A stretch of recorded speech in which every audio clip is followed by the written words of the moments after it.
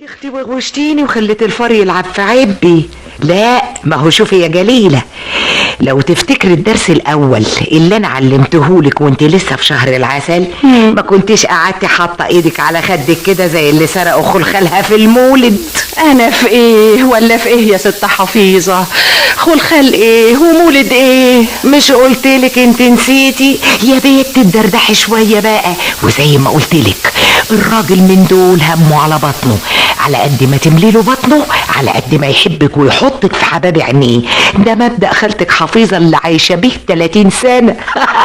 حتى اسالي يا ابو سهير، كل يوم اعمل له طبخه شكل لحد ما خليته ماشي يكلم نفسه ولا في السير على لسانه غير حفيظه وطبخ حفيظه، حفيظه وطبخ حفيظه، حفيظه وطبخ حفيظه. ما انا عملت بنصيحتك يا ست حفيظه، لكن ابو سريع جوزي ما عجبوش الحال. ما انا عارفاه، طول عمره ما يعرفش يفرق بين الخيار وصباع المنبار. اول ما رجع من الشغل قال لي طب خالي ايه النهارده يا جلجله؟ ايه قال لك يا جلجله؟ اصل ابو سريع يحب يدلعني لما بيكون رايق. طب يا اختي سيبك من الدلع وكملي. ايه قلتي له ايه؟ قلت له جسنيه حفصفص يا ابو سريع. يا اختي وقال لك ايه؟ بحلق فيا وقال لي اول مره اسمع عن طبيخ بالاسم ده. جاهل ما قراش كتاب ابله حفيظه. هبقى اجيب لك نسخه يقراها. هي يا اختي كملي وبعدين. قلت له جموده جديده في الطبيخ من اختراع الست حفيظه جارتنا. وقال لك ايه؟ مالوش لزوم بقى يا ست حفيظه. يا اختي ده له لزوم ولزوم ولزوم ونص، لازم اعرف رايه في التركيبه بتاعتي. ورايه يهمك في ايه بس؟ يهمني قوي يا اختي.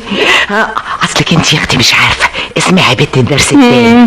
قالوا في الامثال اللي ما كلش طبيخ حفيظه يبقى لسه ما اتفطرمش. يعني ايه؟ يعني طبيخ حفيظه ماركه مسجله. هقول لك ايه ولا ايه ولا ايه؟ انت اصلك يا اختي ما بتقريش جرايد.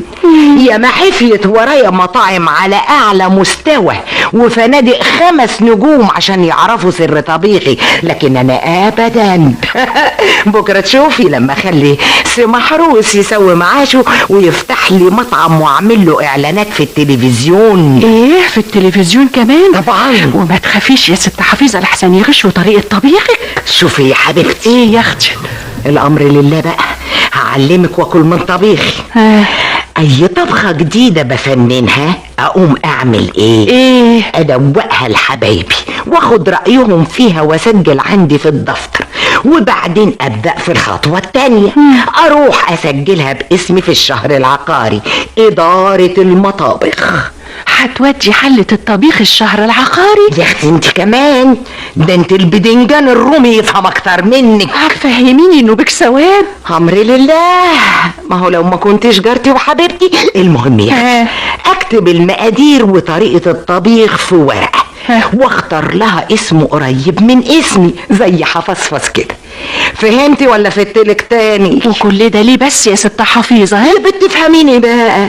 امال لو قلتلك اني ناويه اسجل طبيخي في هيئه الاختراعات العلميه كمان؟ امال يا اختي واخد عليه براءة اختراع ويتسجل باسمي في الانسايكلوبيديا يا اختي.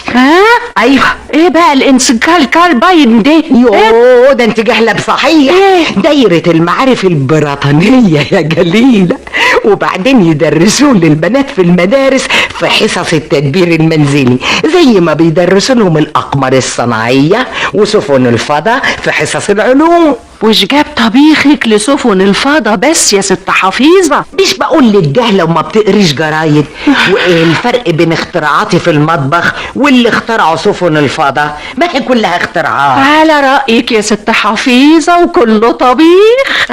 يا ريت ابو سريع جوزي يجي ويسمع الكلام ده، مش يقول لي لو طبيخ الست حفيظه دخل بيتنا تاني راح يطلقني. ده طلقت مدفع في صوابعه، راجل ما عندوش تمييز. اللي حصل يا ست حفيظه. اسمعي يا بنتي يا جليله. ايه الشاعر قال ايه يا ست حفيظه؟ لا حياة مع اليأس ولا يأس مع الحياة. وان كنت عايزة تقصقصي جوزك لا يلوف على غيرك اسمعي كلامي. طب هعمل ايه بس؟ لا تعملي ولا تساوي. اكيد انت غلطتي في مقادير التركيبة بتاعة الحفصفص ومعرفة